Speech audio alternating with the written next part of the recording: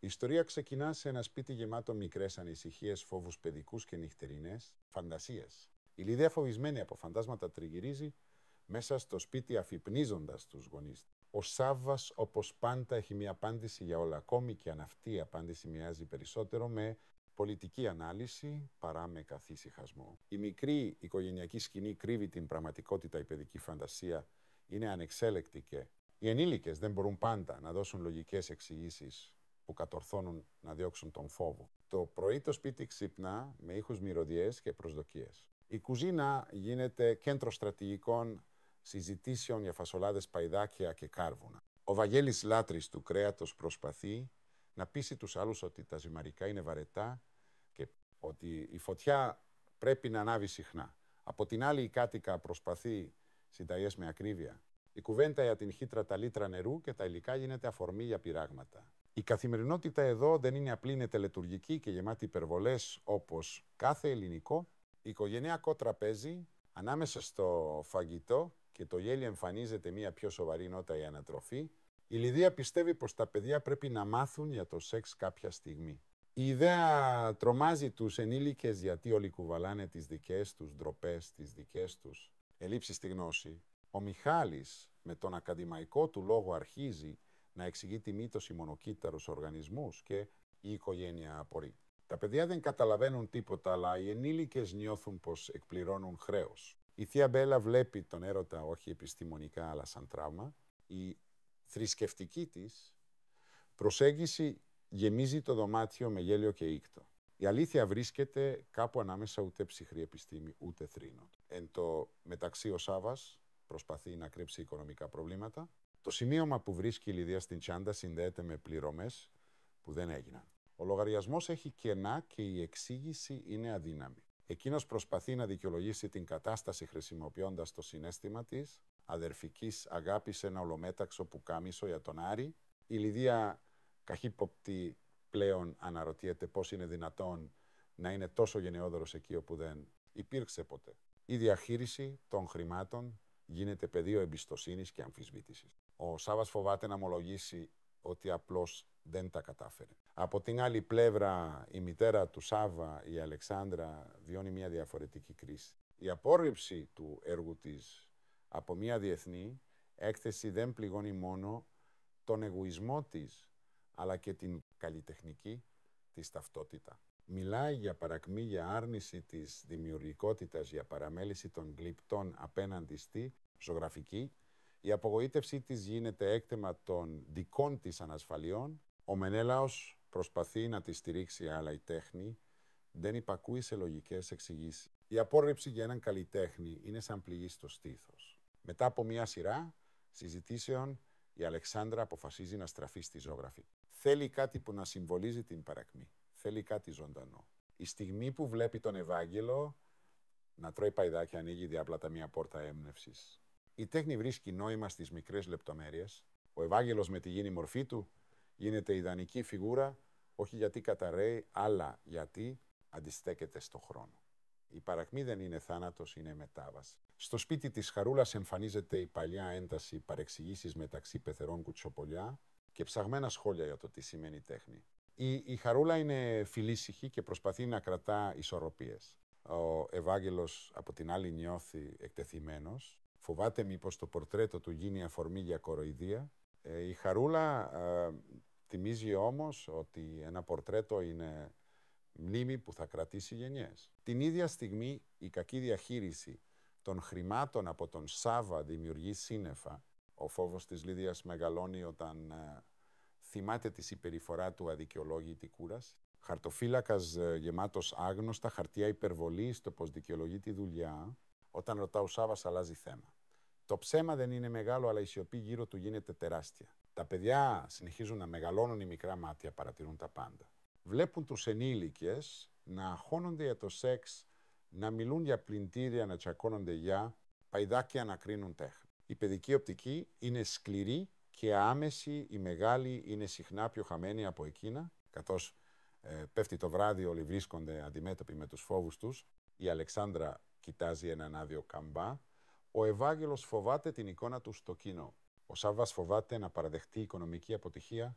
Η Λιδία φοβάται ότι κάτι βαθύτερο συμβαίνει. Τα παιδιά φοβούνται τον άγνωστο κόσμο των ενηλίκων. Κάθε φόβος χτίζει μια ιστορία. Κάθε ιστορία χρωματίζει τον πίνακα που ονομάζεται οικογένεια.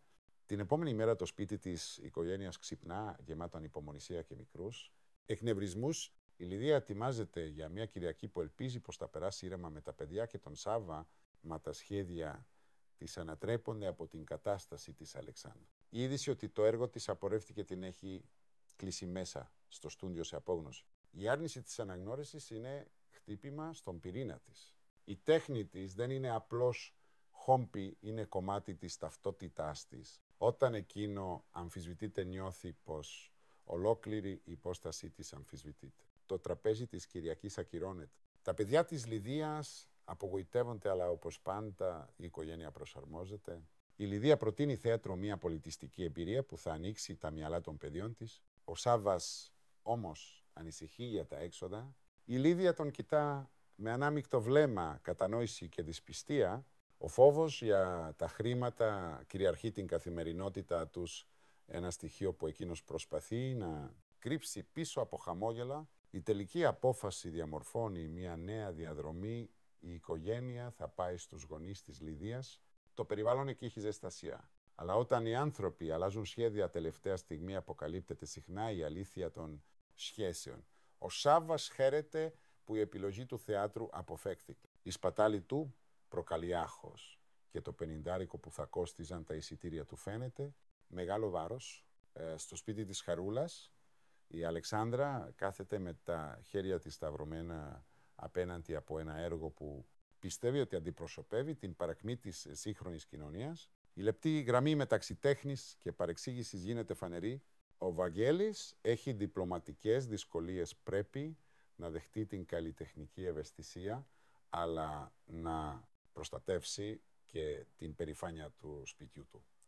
Η τέχνη του φαίνεται πολυτέλεια, εκείνος βιοπορίζει με τα χέρια. Εκείνη δημιουργεί με το μυαλό. Δύο κόσμοι που συγκρούονται, αλλά συχνά συμπληρώνουν ο ένας τον άλλον. Η Λιδία προσπαθεί να καθησυχάσει τα παιδιά και τον ίδιο της τον εαυτό. Το θέμα της αναπαραγωγής επανέρχεται.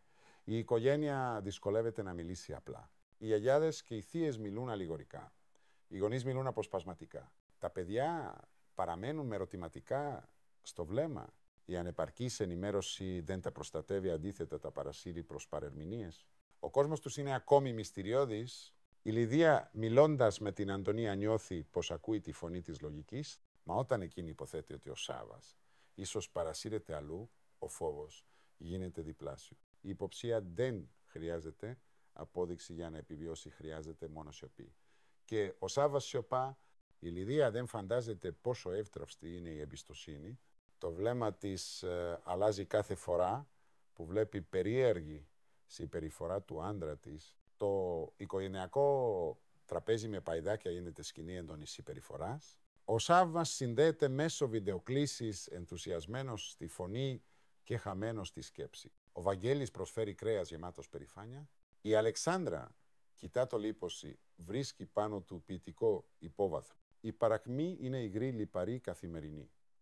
Στον καμβά της έχει ήδη σχηματίσει εικόνες. Όταν εκείνη μετά από καιρό πηγαίνει στο σπίτι της Χαρούλας, η αμηχανία είναι διάχυτη. Μιλάει για την Αφρική, για την ευτυχία των ταπεινών, για την κατάπτωση των δυτικών. Το βλέμμα της πάλεται από φιλοσοφία, ο Βαγγέλης την παρατηρεί, αν και δεν καταλαβαίνει πλήρως. Η Χαρούλα γνέφει ευγενικά.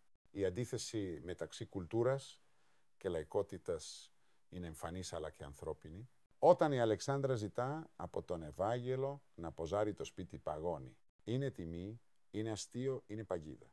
Η απάντηση δεν είναι προφανής. Ο Βαγγέλης ενδίδει στο συναίσθημα όταν ακούει για τον παππού του, για ένα πορτρέτο που θα κρατήσουν εγγόνια. Η τέχνη γίνεται γέφυρα μνήμης. Η επιφάνεια της υπερηφάνειας σπάει αποκαλύπτοντας την ευαισθησία ενός απλού ανθρώπου. Στο σπίτι της Λιδίας η οικονομική πραγματικότητα πιέζει. Ο Σάββας προσπαθεί να φανεί ψύχρεμος. Φεύγει από το σπίτι με χαρτοφύλακα δήθεν για δουλειά. Στην πραγματικότητα αναζητά χώρο από τις ευθύνες, χώρο από την ντροπή. Οι άνθρωποι που αποτυχάνουν να παραδεχτούν λάθος προσπαθούν να χτίσουν ψεύτικες δικαιολογίες με υπερβολικά λεπτές ραφές. Τα παιδιά βλέπουν τη μεταμόρφωση του πατέρα τους άλλοτε χαρούμενος, άλλοτε νευρικός. Το βλέμμα τους γίνεται καθρέφτης για όσους δεν παραδέχονται την αλήθεια. Και οι γονείς, χωρίς να το ξέρουν, αφήνουν στα παιδιά αποτύπωση των φόβων τους. Κάποια στιγμή η Λιδία αναρωτιέται μήπως έχει χάσει κάτι από τον άνθρωπο που κάποτε ήξερε. Ο Σάββας μπερδεύεται ανάμεσα στα συναισθήματα και τα οικονομικά και η έγνοια του για τα αδέρφια του μοιάζει υπερβολή. Γιατί εκείνος δεν αγκαλιάζει την ίδια ως σύμμαχο, η απάντηση βρίσκεται βαθιά, η τροπή σκοτώνει την επικοινωνία.